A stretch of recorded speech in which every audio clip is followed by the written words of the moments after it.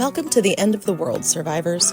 You're tuned in to the station, one of the last voices on the airwaves. I'm Harper, or as I've come to call myself, DJ Clueless, broadcasting from a radio station that somehow still hums with life.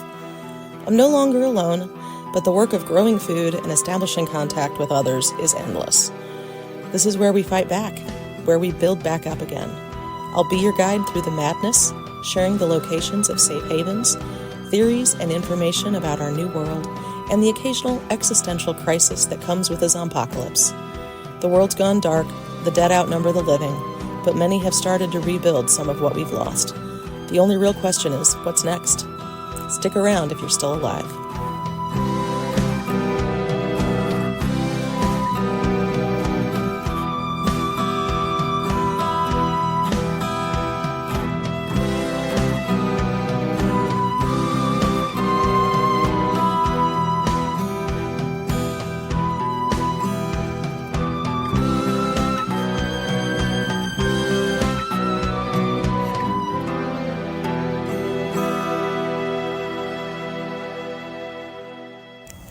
Hello, my fellow survivors. This is Harper coming to you from the station.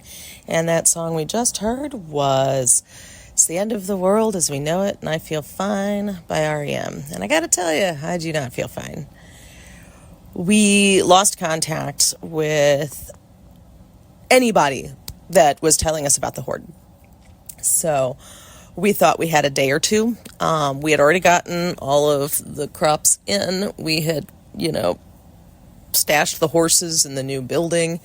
Oh, and that was a cluster too, because our dreamer told everybody he dreamed of that building, and then the building appeared. And now everybody is harassing the crap out of him, wanting him to dream of their wife that has been missing, wanting them to dream of the kid that has been missing, wanting them to dream of the world without zombies. Like, they're giving him godlike powers. And he's like, if I knew how to do any of this, don't you think I would?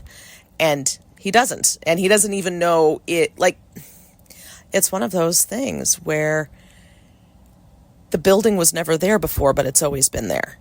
And I know that's a hard thing to wrap your head around, but all of us are like, no, that building's always been there. And it's like, well, then why weren't we using it? Why weren't we talking about it? It's kind of on the way to our field. How come we didn't run into it? Like, it's a cognitive dissonance that's been messing with people. And rather than dealing with that cognitive dissonance, they're just treating him like he has the manifestation powers of a god. And he said if it weren't for the Horde coming, he would just leave at this point. So he gave me permission to say on air what happened, in the hopes that there's somebody else out there that will dream something into being. If that is indeed what happens, we think it's what happened, but we have no way of knowing for sure. But everyone's acting like he has the powers of creation, and he's just a guy. He's just a dude. But anyway, that's really not... I'm sorry. I would rather talk about that than the fact that the zombies caught us completely flat-footed. We were tending horses, and we were trying to set up... There's several things going on at once, but we were taking the horses to the new building, and we had taken a few at a time. Part of that was manpower. Part of that was not wanting every single horse to adjust at once. I don't know. They told me the logic behind it. I'm just following what they said was best. So we moved we were moving all the horses there while some other people were setting up a pulley system between buildings, because we all have roof access between the buildings. Some of us are going to be staying in the station itself. Some of us are going to be staying at the college, technical school, and some of us are going to be staying with the horses, because there's actually room in there for a couple people to bed down with the horses so the horses can be taken care of, and we're not, having to try to feed them and water them and tend to them in the middle of a zombie horde. So, when we were all doing that is when the zombies came. And in case you haven't dealt with this before, and if so, God bless you, tell me where you are so we can go there too. The zombies come fast. No, the fast zombies come first. I'm sorry, guys. I'm discombobulated. I've been indoors for the past, 6 days. The zombie terror is starting to set in. We have a couple of people we have had to lock in a room to keep them from just letting the zombies inside, and everyone's going crazy. So, I am completely discombobulated. My thoughts are all over the freaking place, but trying to give you a linear story as my mind just shies away, because all of the horses lived, but of the 4 of us that were transporting them, I am the only one that made it. Everyone else was bitten really fast. So fast. It was so fast. And the thing is, I expected to hear it, like when they were talking about seeing it on the horizon. I don't know, I guess I had thoughts of prairie thunder, back when the bison sounded like thunder and you could feel it when they were moving across the plains. I guess I kind of had something like that in mind, but humans weigh a lot less than bison. So what happened is we had 5 runners just sprint, and you all know how fast the fast zombies are. Like, when you don't care about the damage you're doing to your body, apparently you can just run at outrageous speeds. And they were on us before we knew what we were doing. I was able to pike one. I have I guess a javelin, a spear. I guess you throw a javelin, you stab a spear. It doesn't matter. I have a tool that can pike them. And it's a makeshift one that we created, and it's got a very, very, very sharp point. But it's still, as you all know, a little bit hard to get through the skull if you don't aim it right. I was pretty lucky. The others were not. 2 were bitten before they even knew the zombies were there. And I was able to fight those off and grab the horses and run to the building. We weren't that far. The horses actually ran faster than I did. I didn't quite get dragged behind them, but horses do not like zombies, and they do not want to stick around for zombies. I have never seen a zombie eat a horse or anything other than humans, but the horses were not taking any chances with that. And so, yeah, it was pretty awful. Pretty horrible, actually. So, I am not going to go into the gory details, but it was 2 women helping me and 1 man, and the man went down first, and one of the women tried to help, and he had no sooner been bitten than he was zombified and biting her. So 1 took down 2, if you want to look at it that way, and I tend to, and then 2 more jumped onto the 3rd person with us. I was already hauling ass to the barn, because, I piked the guy that I needed to pike, and I just took off. I assumed they would be fighting back and following me, and they weren't behind me. And I, didn't turn back until me and the horses got to the barn. And I let them all in and turned back to face 3 more fast zombies and shut the door. And luckily we have it very well barricaded. We shut the door, and then there's a whole big bar that goes in front of the door, like a medieval tavern or something, and then a whole bunch of stuff up against that. But I wasn't the only one caught unawares. One of the people working on the pulley was down on the ground because basically to set everything up, there was 2 people on each roof and 1 person on the ground who was helping, and that person managed to go up the side of the building. As I've told you guys, these are just little cement boxes, and there's a staircase that just looks like somebody bent rebar into the concrete going up to the roof on the outside. And zombies don't climb ladders because it's more complicated than shuffling and biting. And so he made it up the ladder and onto the roof before they got to him, but it was a very close call. And, he had to kick hands away from his shoes as he was going up. I didn't see this. This is what I was told. We all have CBs that we carry, not CBs, handheld walkie-talkies, I'm sorry. I'm frazzled, and I have forgotten the words for things because of sleeping is not happening for me, because anytime I sleep, the zombies are talking to me and telling me how much easier life is as a zombie, and they're telling me how much better it would be if I opened the door, and how much losing your free will makes you a happy, I guess, automaton. I mean, they're puppets. Anyway, so I have been sleeping as little as possible, because I am not going to be the one that lets zombies in. I am not going to be the one that allows the Z terror to infect me so deeply that I have to open it up.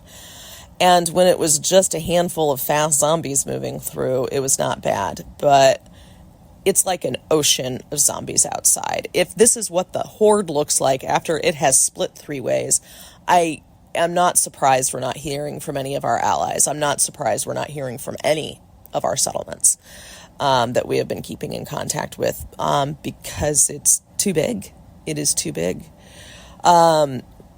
There are people who have not yet experienced this wave of zombies that we're talking to, and we're letting them know that it is, we were told how big it was, and we did not believe how big it was, because our mind just couldn't conceive of what millions of zombies looked like. And so, at any rate, we are all trapped inside, and we are all kind of going crazy with it.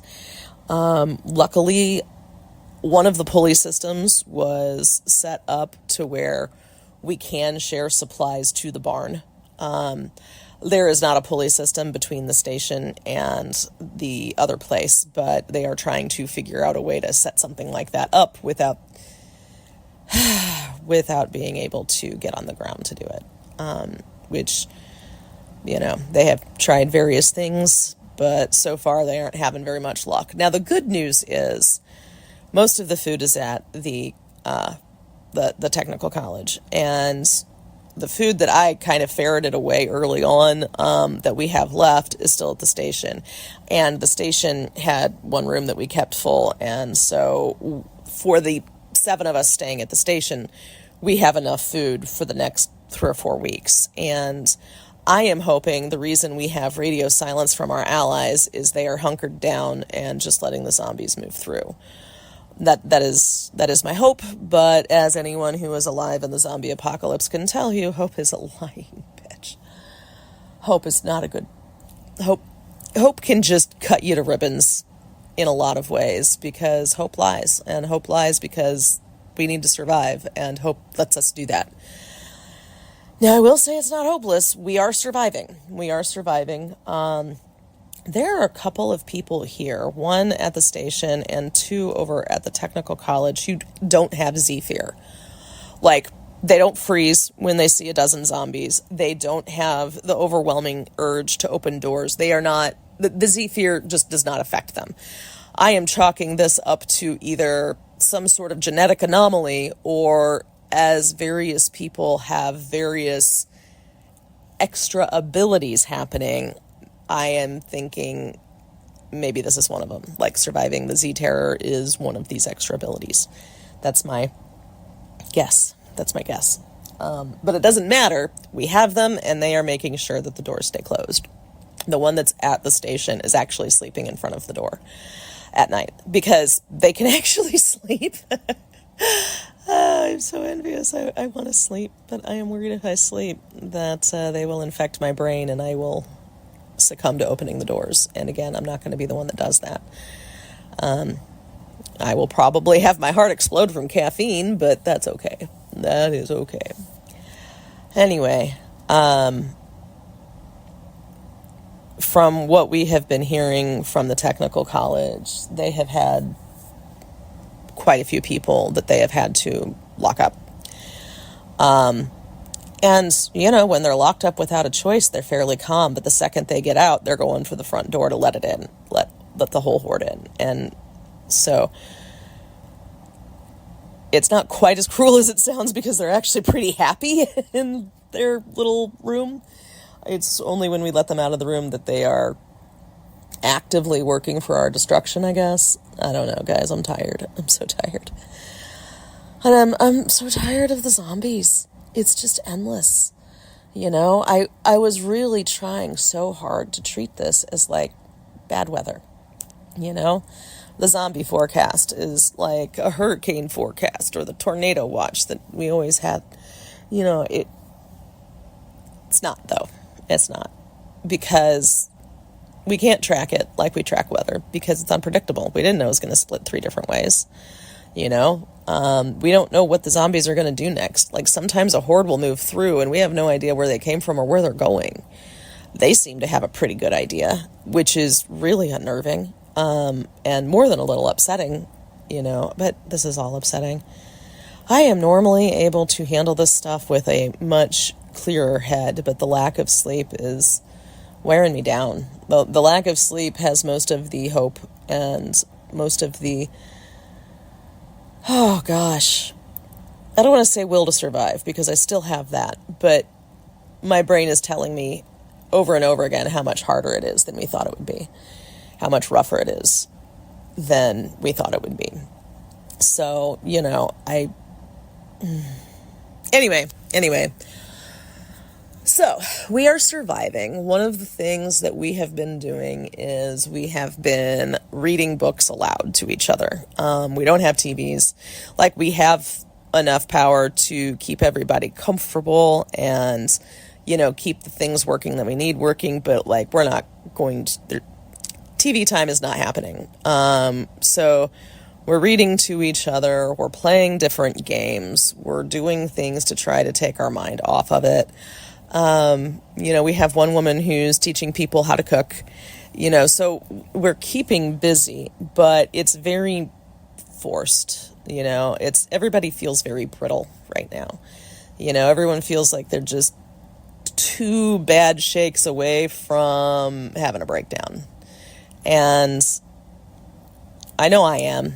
I know everybody else is. But for me, the main fear is I don't know what's going to happen when the horde hits the water. Like, I don't know how a horde reacts to something like the Mississippi River. Like, are they going to hit it and bounce back, and so we have to deal with them coming back the other way? I mean, you know, here in the very southern part of Illinois, there's rivers everywhere. Like, you know. But I was thinking specifically about them hitting the Mississippi and coming back. But, you know, there are other rivers, and I don't know how zombies behave in the water. I don't know if they would wade through them and just, you know, kind of get washed with the current downriver until they made it to the other side. I mean, they can't climb a ladder. I can't imagine they can swim. But anyway, I don't know how they react during water. I haven't seen that. But I know that the military bombed bridges in order to make the water a barrier for the zombies. So I'm assuming they knew something I didn't. But, you know, when you assume, you make an ass out of you and me. So, and I apologize. I know I've cursed twice, and normally I don't. I hate to keep blaming the exhaustion, but I don't know if you have gone 5 or 6 days without sleeping more than a couple hours here and there. It's weird. I feel very surreal. Everything around me feels very surreal, and I'm just trying really, really hard to maintain sanity. Oh, even my laughter sounds a little crazed right now. I apologize for that, but it's not so much that the zombies are trying to get in. They really are just shuffling through. We're now at the shuffling stage. All the fast zombies move through. The still walking and running kind of quick zombies move through. And now we have the shufflers, which I'm sure will be followed by, you know, whether you call them ankle biters or draggers or whatever, the ones that are crawling on their hands and knees. So, you know, back in the day, I would have just been on the roof practicing my aim. But this is too many zombies for that. It's hard to do anything when you are on the roof and seeing the sea of zombies because, like, normally after a few seconds, I'm able to get on the other side of the Z terror. You know, it freezes you at first, and, you know, it takes 4 or 5 seconds for you to recognize what's happening and then move past that fear. But this, I just stood there like a frozen statue for like a full minute until Brad, who doesn't get Z terror, just dragged me back inside. And from there on, we pretty much were like, okay, if you're not immune to the Z-Terror, you can't be out on the roof. And, the main reason we're on the roof is we're basically growing stuff up there. We don't have a pulley system between us and the barn. It's between the technical college and the barn. So, we sometimes go up there because it's hard to get our walkie-talkies to work well inside. But we can do that by opening the hatch to the roof and just putting our head up a little. We aren't seeing the zombies, but, you're still hearing them. They moan, of course. I guess the zombie movies got that part right, and they make a lot of noise moving through. So you can hear them, but you can't see them, so that tamps down on the fear just enough to where you can actually have a conversation. But it's not a long conversation between anybody because we're still pretty scared when we're doing that. And it feels so much better when you close the hatch and go back inside. Oh, so I am doing my best to take my own advice and survive. But at this point, I really am white knuckling it. I need the zombies to be gone. I need to sleep. And at this point, I'm actually like, maybe I could sleep if I had them tie me down to the bed just to make sure that I don't get puppeted in my dream to open the door. I wonder if I could get anybody to do that. I wonder if I could get, Queenie or Priya to do that. I don't know that I would want just anybody to tie me to the bed. Everybody here I consider a friend and an ally. I'm just saying when I'm put in a vulnerable position, I would rather be put in a vulnerable position by people I have known for a very long time as opposed to somebody I met last week. So maybe I will do that. I don't know. I have no idea how much longer this is going to go on. The fact that we haven't heard from any of the people we were communicating with in Ohio or Indiana has me scared beyond what words I can use to explain it. But with that, I really do have a sense that they're hunkered down like we are. And maybe that's just hope lying to me. But I don't think so. I kind of feel like things, once the zombies move out, we'll hear from them. They weren't set up like we are. They weren't set up in cement buildings. So they aren't allowed to be real loud inside. They have to be quiet. And that may extend to them, communicating with us. So I'm trying to let myself believe the best. And with the hordes going in 3 different directions, we have no idea if they still are in the middle of a horde. Maybe that horde stuck around for them and sent part of it this way. I don't know. I really don't. But I do know that we're all safe and we are surviving, and it is a lot harder than any of us anticipated. In part because it started off, we lost 3 people, almost lost 4. If we hadn't been so close to the barn, I don't think the horses would have made it the rest of the way, but they did. We luckily had the doors open because we knew we were bringing them back, so they were able to just run in. But, my brain just keeps cataloging all of the different things that could go wrong. They didn't, but my brain keeps going, oh yeah, but what if, but what if, but what if? And it's like, well, it's already happened. I don't need to what if this. Why? But, I'm chalking it up to stress, lack of sleep, and the omnipresent Z-Terror, because I'm having a hard time even telling you guys what happened without freezing and not being able to speak. I sometimes have been stuttering because my brain is not working as well because it's fighting the Z-Terror every second of the day. And it's exhausting, and I'm not sleeping. Anyway, I am really I am hoping that by telling you all what this is like and how I have been feeling through it and how it's felt to me, that if this horde comes by you are prepared. If you can padlock the door and only one person knows where the key is and that person happens to be immune to Z-Terror, that's probably the best. But it might be good to set aside a specific room for people who have Z terror to stay in.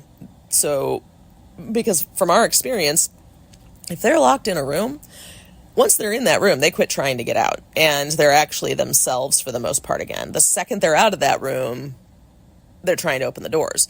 But it's like having an extra door that is locked between them and their goal kind of negates some of the control somehow. Or the terror. We're calling it Z terror. I don't even know. I just can't bring myself to be like, oh, the horde of zombies is mind controlling us. Because they don't have minds, you know? I mean, they're automatons that bite everybody. They don't think. If they could think, they could climb stairs or open a door. So I can't ascribe them the power of mind control. But man, watching everybody lose their sanity trying to get doors open, it's really hard not to. It is really hard not to. But my point is, if you are preparing for this, prepare for it to be unexpected when they arrive. Whatever you are estimating that they will arrive, give yourself 2 days earlier to be ready. Make sure you have plenty of food inside, plenty of toilet paper, and access to facilities of some kind. Make sure you have a separate room that has a separate commode for the people who succumb to the Z terror. You know, I don't need to tell you to make sure you have plenty of food and water, but you're going to want books, you're going to want games, you're going to want something to entertain you, because otherwise the Z terror is going to take over. Being read to or reading has been a huge help for a lot of people in our particular area. So I hope that will help you. And, you know, most towns have a library, or you can raid people's shelves if you are still prepping and you still have time. I don't know if the Horde's going to cross over into Missouri. I don't know. So I would like my Missouri folks to be prepared, because, well, hell, some of you that are on the river, if they do cross the river, they're probably already there. Because they were trucking. And, you know, they make more fast zombies as they go along. You know, they bought themselves 3 fast zombies from us. So be careful, be safe, make sure that you are paying attention to your surroundings at all times. If you can go out with other people, you know, have one person looking forward and one person looking backwards, because seriously, these fast zombies, I didn't even hear them running. Like, normally you can hear feet on pavement, but I didn't even hear them running. So be careful, be safe, and above all else, survive, survive, survive. We will make it through this. We will survive.